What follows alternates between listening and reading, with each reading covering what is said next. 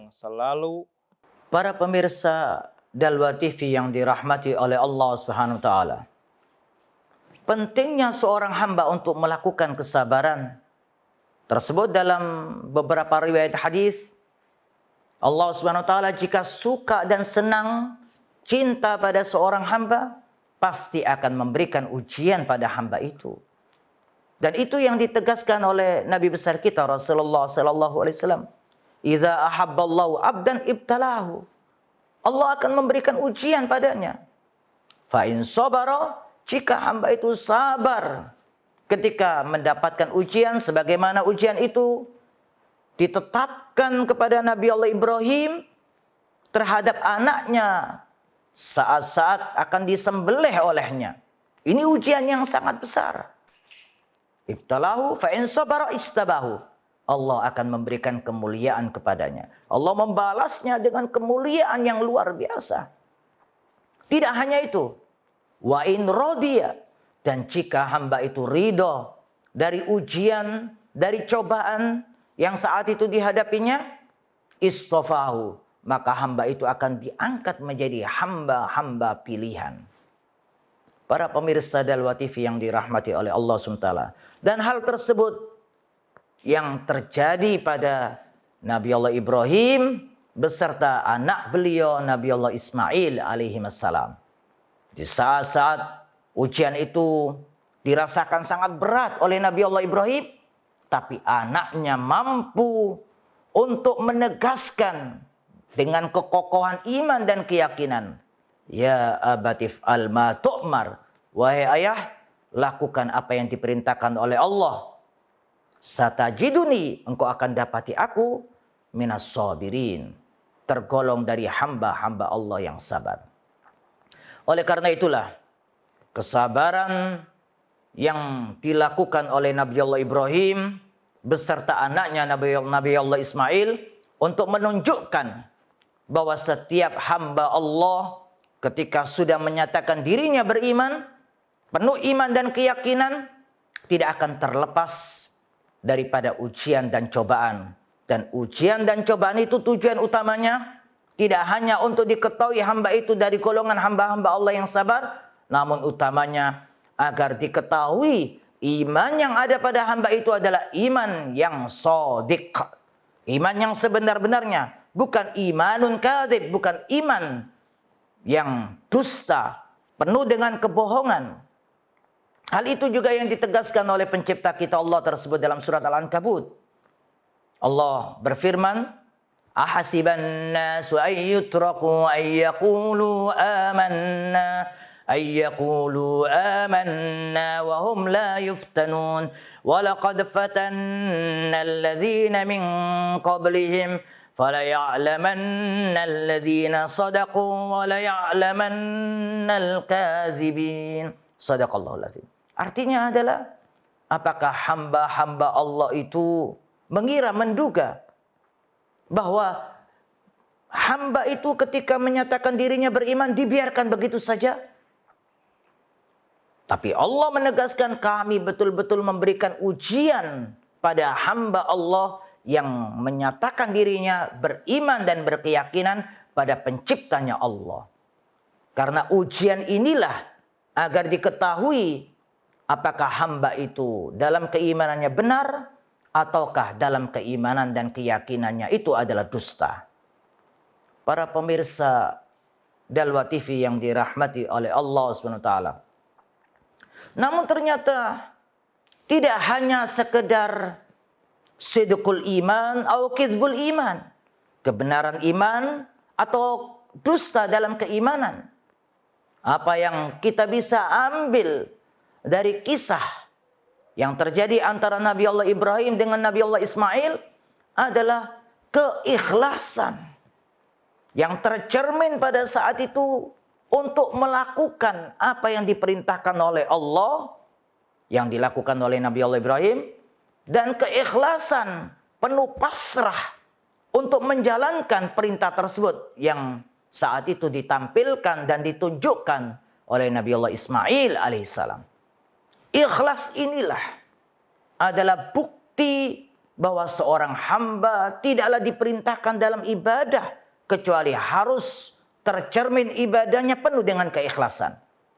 Allah menegaskan dalam surat Al-Bayyinah ayat kelima bahwa agama kita lurus itu semua karena tercermin dari keikhlasan, dan tidaklah ada hamba-hamba Allah menjalankan perintah kecuali hendaknya lah perintah itu dilakukan secara ikhlas. Hal itu yang difirmankan oleh pencipta kita Allah Subhanahu wa taala. A'udzubillahi minasyaitonirrajim. Wa ma umiru illa liya'budallaha mukhlishina lahud-din hunafa wa yuqimus salata wa yu'tuz zakata wa dzalika dinul qayyimah. Shadaqallahul azim. Jadi bentuk agama yang lurus yang kita imani dan yakini ini hendaknya lah tercermin dalam amal-amal ketaatan ibadah yang dilakukan secara ikhlas dan harus, sebab syaitan bersumpah bahwa ketika syaitan itu sudah ditetapkan sebagai makhluk yang sesat, Rabbi bima aghwaytani, ya Allah, saat engkau tetapkan aku termasuk makhlukmu yang sesat, la uzayyinanna lahum fil ardi, aku akan buat hamba-hambamu itu juga sama seperti aku. La aghwiyanna lahum siratakal mustaqim, kami akan sesatkan mereka sebagaimana engkau sesatkan, sebagaimana engkau tetapkan aku sesat. Itu yang tersebut di dalam surat Hijr ayat 39 sampai 40. Rabbi bima aghwaytani la uzayyinanna lahum fil ardi wa la ughwiyannahum ajma'in.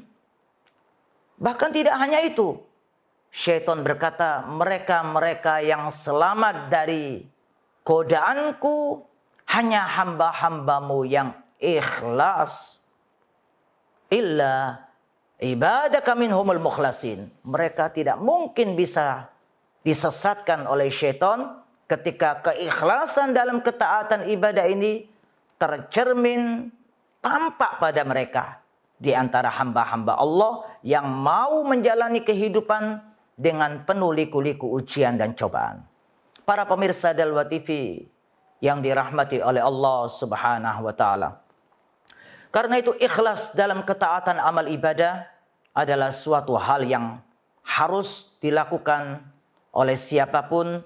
Tujuan utamanya agar hamba-hamba Allah itu mampu bisa mengamalkan sesuai dengan tuntunan, ajaran dan perintah pencipta kita Allah Subhanahu wa taala. Karena tidaklah sampai amal ketaatan ibadah dari seorang hamba kecuali saat hamba itu mau dan mampu untuk menjalani keikhlasan dalam melaksanakannya. Karena itulah dari kisah yang ada pada Nabi Allah Ibrahim beserta anak beliau Nabi Allah Ismail, kita juga bisa ambil tidak hanya cerminan keikhlasan, namun juga cerminan keihsanan. Artinya adalah untuk menampilkan ketaatan amal ibadah secara baik dan yang terbaik. Tidaklah mungkin seorang hamba untuk mencerminkan satu amal ibadah yang terbaik kecuali hamba tersebut adalah ketika melakukannya sesuai dengan tuntunan ajaran. Yang pertama adalah melakukannya dengan penuh kesabaran. Yang kedua, ada di dalam dirinya itu adalah cerminan-cerminan keikhlasan dalam melakukannya, dalam mengamalkannya. Dan yang ketiga adalah menampilkannya yang terbaik. Hal itu yang ditegaskan oleh pencipta kita Allah. Salamun ala Ibrahim, kadzalika najzil muhsinin. Demikianlah kami akan memberikan balasan kepada mereka yang melakukan amal ketaatan ibadah yang ihsan, yang terbaik. Apa itu al-ihsan? Tentunya hadis Jibril. Hadis tersebut dinisbahkan kepada malaikat Jibril. Karena saat itu adalah ada pertanyaan-pertanyaan yang disampaikan oleh oleh malaikat Jibril kepada Nabi besar kita Rasulullah sallallahu alaihi wasallam. Ya Rasulullah, mal Islam wa mal iman wa mal ihsan.